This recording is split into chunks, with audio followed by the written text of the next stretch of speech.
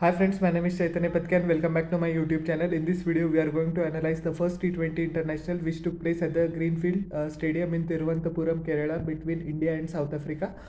India won this game easily by 8 wickets, not as easy as it sounds. South African bowlers fought off magnificently despite the fact that their batters only managed 106 runs on the board. They bowled their heart out, so credit to South Africa. But India were never really in trouble in the chase. 106 for 8, that's all South Africa could manage.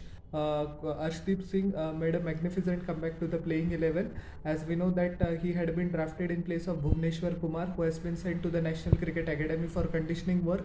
And what a terrific opening spell it was from Arshdeep. He has proved his critics and naysayers wrong. We have to remember that the past 3 to 4 weeks haven't been kind to Arshdeep. He has been called all sorts of names on social media.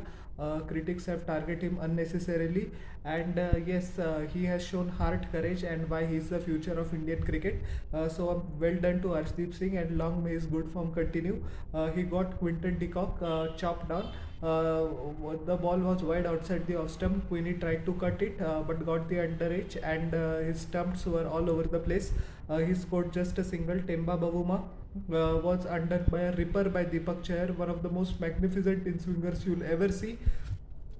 Disappointing few days for Temba Bavuma, as we know that unfortunately he wasn't selected in the Cricket South Africa T20 League auction. South African Cricket Board has been relaunching their T20 franchise league, so that must be quite a blow for him. But anyways, he will look to bounce back in the next game. Riley Russo. First ball duck again. Once again, Arshdeep Singh bowled him gem of a delivery, which pitched good length and just bounced at an awkward height for Riley Russo. He couldn't control it. Outside edge straight to the Rishabh Pant glove.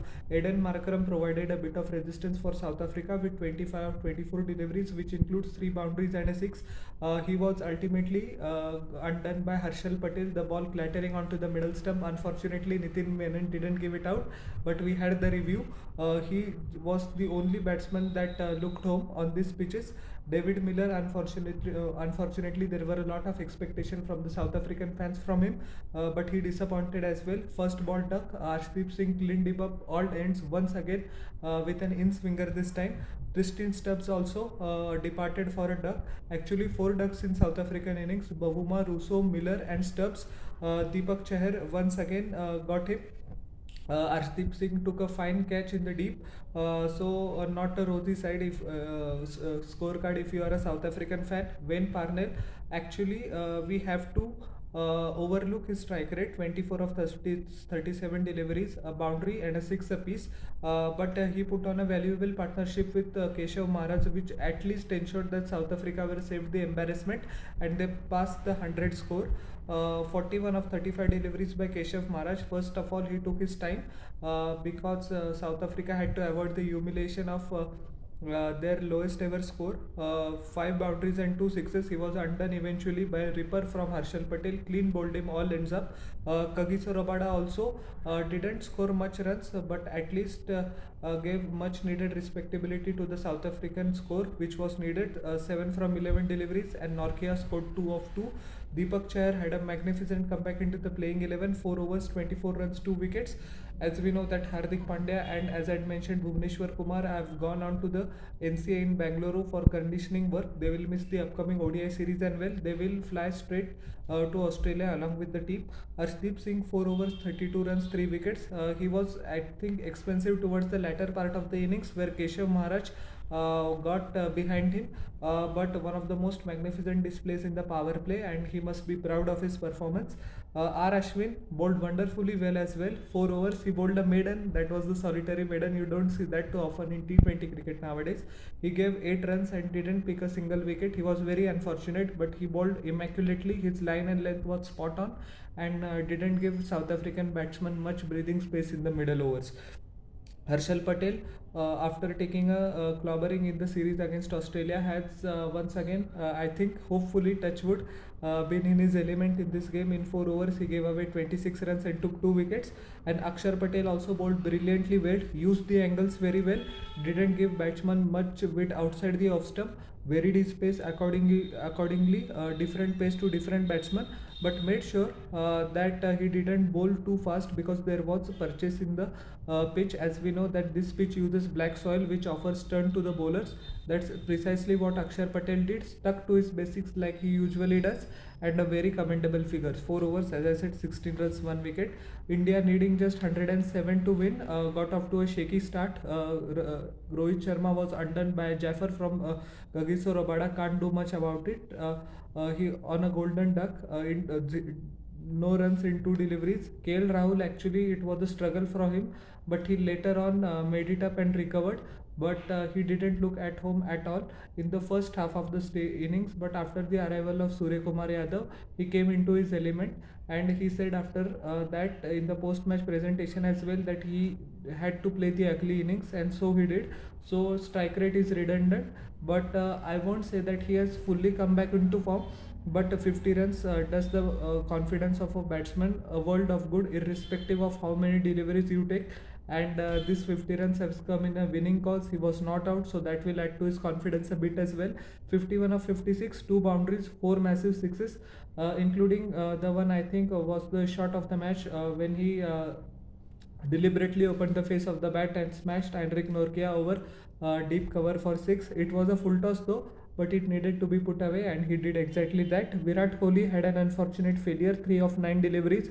First deliveries of Heinrich Norkia bouncing of good length, and Quinny did the rest behind the stumps. And Surya Kumar Yadav continuing on his merry way. As we knew that despite the fact that he was being sick, he scored a magnificent 69 in the final T20 against Australia, and in this game as well, 50 of just 33 deliveries, 5 boundaries, 3 sixes, at a humongous strike rate of 151.32. Can you believe it? Played shots all around the ground, especially over covers inside out, and he was equally proficient on the leg side as well as the offside. And Mr. 360 peppered all corners of the area, and South African bowlers simply had no answer. There was a bit of opening for the South African bowlers, I beg your pardon, once Virat Kohli and Rohit Sharma got out. But Surya Kumar Yadav made sure that he counter-attacked and put the pressure back onto the South African bowler. While doing this, this also made the life of KL Rahul a lot easier, as we see that KL Rahul's strike rate towards the latter part of the innings increased drastically. So may long Surya's form continue, and he is one of the most vital cogs in our wheel for the T20 World Cup. And a fit Surya Kumar Yadav has the potential to turn games on his head. He has done that, and hopefully he'll do that in the T20 World Cup as well. So Kagiso Rabada bowled magnificently well, back of length, as we know. He bowls the heavy ball, 145 plus, gave in his all, but the score wasn't enough ultimately. 4 overs, 1 maiden, 16 runs and a wicket. Wayne Parnell also, I think, bowled brilliantly well. He usually flies under the radar, but he does his job. His deliveries held a straight line. Some were in swingers as well, which were wonderful. He was pretty unfortunate not to get KL Rahul out. KL Rahul looked all at sea in this spell. Heinrich Norkia, in 3 overs, he gave away 32 runs and took the wicket of Virat Kohli. He bowled his first over brilliantly well, but his latter 2 overs, KL Rahul's full of confidence, just smashed him, as well as Surya Kumar Yadav. Tabraiz Shamsi also didn't find his length on this pitch at all, as we know that the black soil is used in this pitch, so the pitch is conducive. There was grip and turn for the spinners, but Tabraiz Shamsi was never really in the game. Would try to bowl too flat, too quick, and most of the time what happened in this game, that ball slip out of his hand, and KL Rahul, if you remember, smashed him for a 6 over deep square leg. So an ordinary outing for a class bowler, I would say. 2.4 overs, 27 runs, 1 wicket for Tabraiz Shamsi. And Keshav Maharaj, he went wicketless, Tabraiz, and Keshav Maharaj in 3 overs gave away 21 runs. So a comprehensive victory for Team India in the end. And it is all to play for in the second T20, which is going to take place on 2nd of the October. As we know that since 2015, India versus South Africa series is known as Gandhi Mandela series in honor of these two great men. So it will be an enticing contest, and South Africa have all to play for, and it will be interesting to see if Team India does some changes.